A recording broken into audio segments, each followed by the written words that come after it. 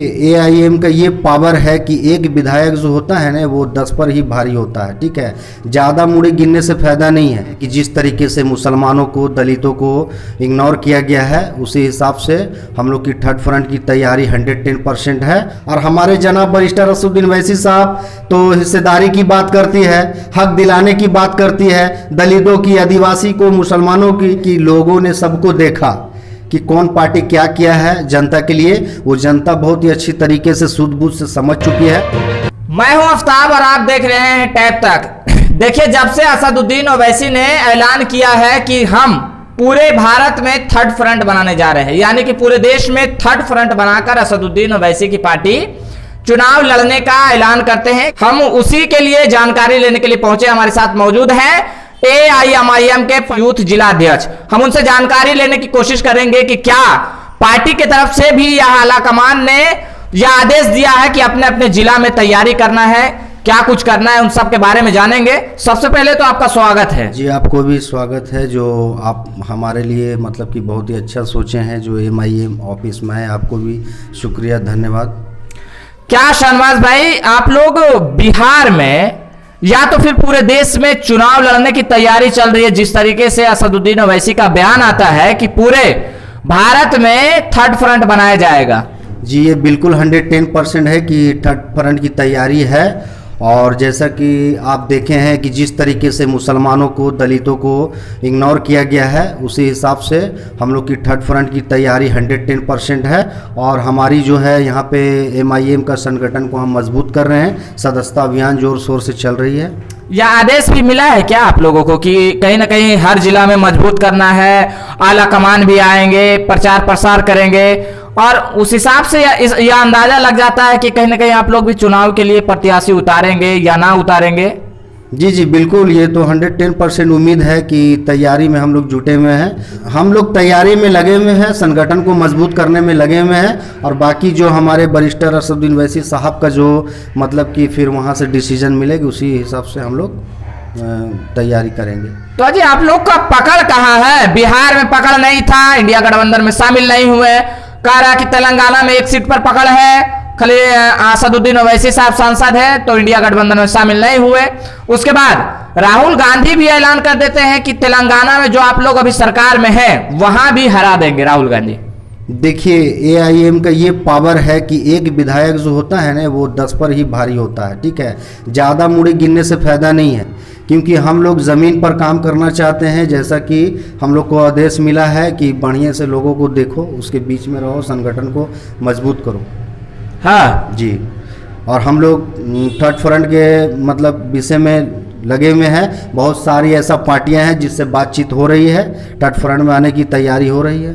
देखिए, आपको बता देते कि मुकेश सहनी की पार्टी वीआईपी, उसके बाद में बहुजन समाज पार्टी बीएसपी, उसके बाद पप्पू यादव की पार्टी एआईएमआईएम, ये 4 पार्टियां मिला करके क्या लगता है कि बिहार ही नहीं बल्कि और भी राज्यों में थर्ड फ्रंट गठबंधन करके बनाएंगे?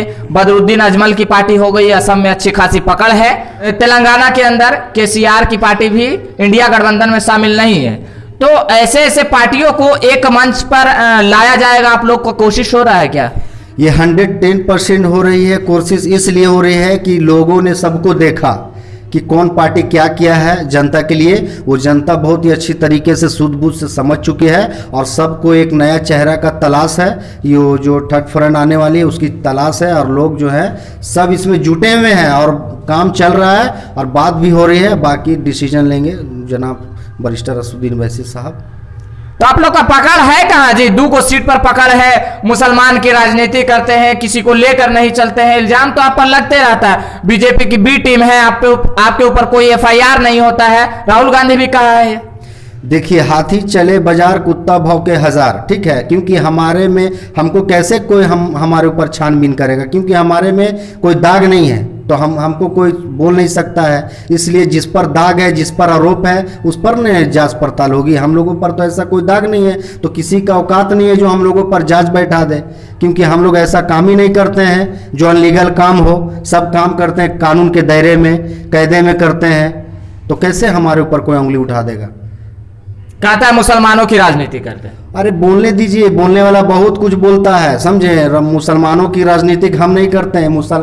हिंदू मुसलमान कर करके दुनिया में जो है ना लोगों को बांट दिया है, डिवाइड कर दिया है। आज इसीलिए तो हम लोग कमजोर हैं। आज जनता पाई पाई के लिए तरस रहे हैं। जनता के पास कोई विकल्प नहीं है, जनता के पास कोई रोजगार नहीं है, जनता के पास कोई शिक्षा नहीं है, जनता के हॉस्पिटल कोई बढ़िया एजुकेशन नहीं है। कहाँ है? कुछ तो दिख नहीं रहा है। तो पब्लिक इस वक्त जागरूक हो चुके हैं। तो इंडिया गठबंधन में कहाँ लिया आपको? बीजेपी बी टीम बोल करके आपको साथ भी नहीं लिया गया इंडिया गठबंधन। अरे भाई क्यों लेगा है, क्यों लेगा? उसको जान रहा है कि इनको तो सिर्फ लॉलीपॉप दे के रखना है। और हमारे जनाब बैरिस्टर असदुद्दीन ओवैसी साहब तो हिस्सेदारी की बात करती है, हक दिलाने की बात करती है, दलितों की, आदिवासी को, मुसलमानों की। इसके लिए उसको नहीं लेता है कि ये मांगेगा, नहीं देंगे तो ये छीन लेगा। इसके लिए नहीं ले रहा है। इस बार सब लोग जाग गए हैं, बढ़िया से समझ चुके हैं कि राजनीतिक से हिंदू मुसलमान करके सिर्फ लोगों को डिवाइड कर रहे हैं और लोगों को खतरा में पहुंचा रहे हैं। एकदम नहीं है, छोड़ना है।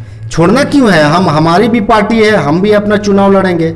हमारी पार्टी भी आदेश दिए हैं कि संगठन को मजबूत करो, जितना मजबूत करना। हम लोग प्रखंड में, ब्लॉक में, सब जगह चल रहे हैं। पंचायत स्तर। हाँ जी बिल्कुल। आपको नहीं लगेगा अचानक एक बार भूचाल आवेगा, ऐसे डोलेगा। हाँ बिल्कुल।